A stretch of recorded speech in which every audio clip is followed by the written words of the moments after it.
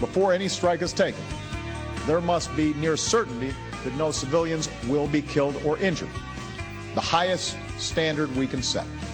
That was the President of the United States giving a sort of an important speech on sort of resetting policy when it comes to drones. We thought it'd be a good day to have Congressman Mac Thornberry on the show. He is a Republican from Texas, Vice Chairman of the Armed Services Committee. He leads the Subcommittee on Intelligence, Emerging Threats, and Capability, so this is really right up his alley. He's also one of my favorite congressmen because he represents perhaps the greatest part of the world, the high plains of Texas. Amarillo. How are you, Congressman? Great. It is the greatest part of the world. I agree. People don't know just how great Amarillo really is.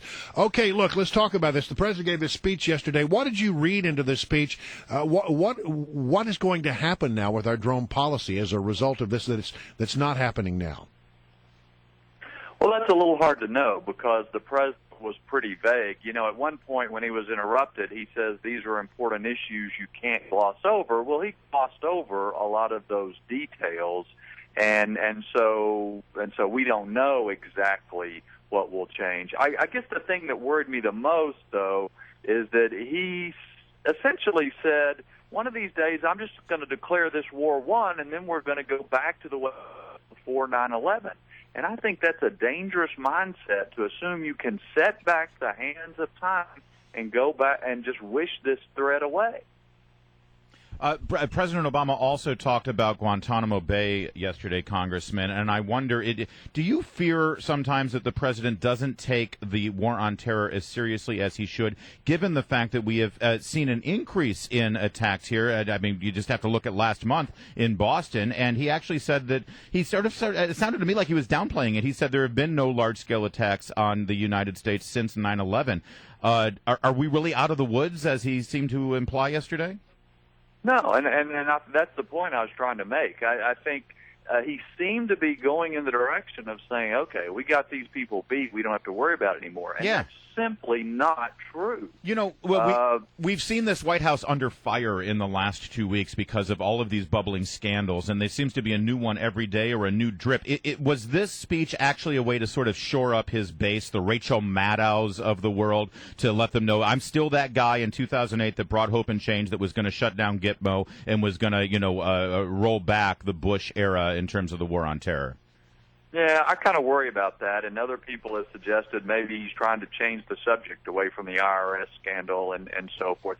But here's the truth. The truth is that the threat from al-Qaeda has evolved, changed since 9/11, and now we do have to worry about these affiliates in Yemen and North Africa and elsewhere. So we can't just always keep doing what we've been doing. We have to change. And that includes Congress. We have to change our oversight. But the idea that we don't have to worry about this threat, that we can just send the people in Gitmo home and then declare the war over, I think that's dangerous. And I think part of the president wants to go down that path. He's conflicted. He's kind of schizophrenic. Part of him knows the threat is there because he gets the intelligence briefings.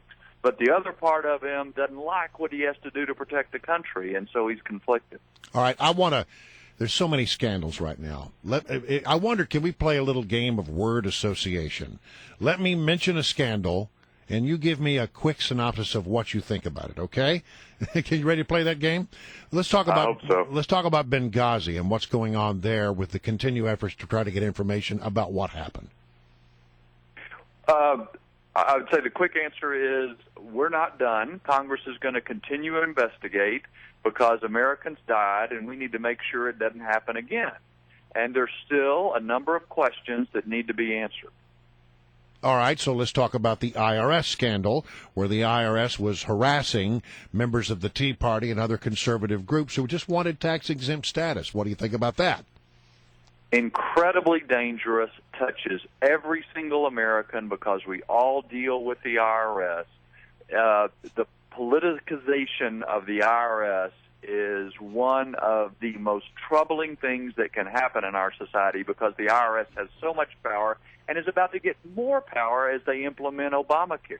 And so it is incredibly dangerous. I think we may be heading eventually towards a special prosecutor. Congressman Thornberry, can I narrow you down a little bit on something specific with regard to the IRS? Lois Lerner has now been put on administrative leave.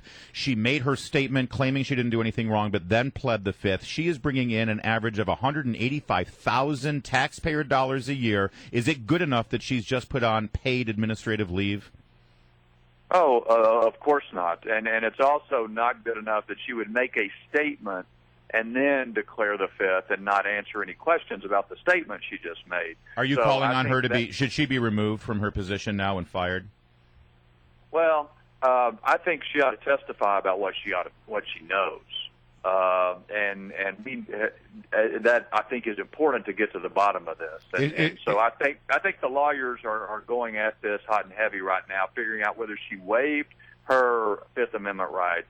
It is more to me. It's more important to figure out what she knows, who ordered her to do what she did, etc., than it is on whether she gets her salary another week or not. All right, let me go through that last scandal that we haven't talked about, and that is the Department of Justice attacks on the First Amendment, the Associated Press, and James Rosen of Fox News.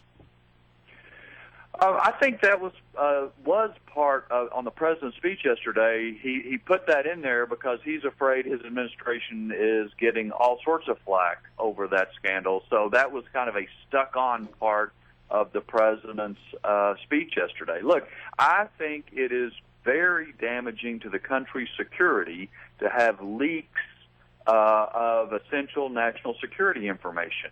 But I also believe, if you look back over the past several years, the administration has selectively disclosed certain information it thought was politically advantageous, and then they selectively prosecute or investigate some other leaks. And then, so I think there's more to go here. All right. Well, listen, it is interesting that the president said he's asking the attorney general to investigate him, and then we learn late in the day that it's the attorney general who signed off on the Rosen, what is not a subpoena, it's a search warrant. Yeah. He actually signed off on it. So in effect, the attorney general will be investigating himself. Yeah. Well, that's why I think it's clear that he's trying to get ahead of the political damage that scandal is occurring, and that's what he was doing with the speech and those reviews and so forth. So I think he's just playing political catch up there. All right, Congressman Mac Thornberry, Republican of Texas, who represents the great city of Amarillo and a lot of the northern part of Texas. Thank you very much for joining us. Amarillo by morning. Yeah, we had to get that in there. Thanks, Congressman. Thank you, Congressman.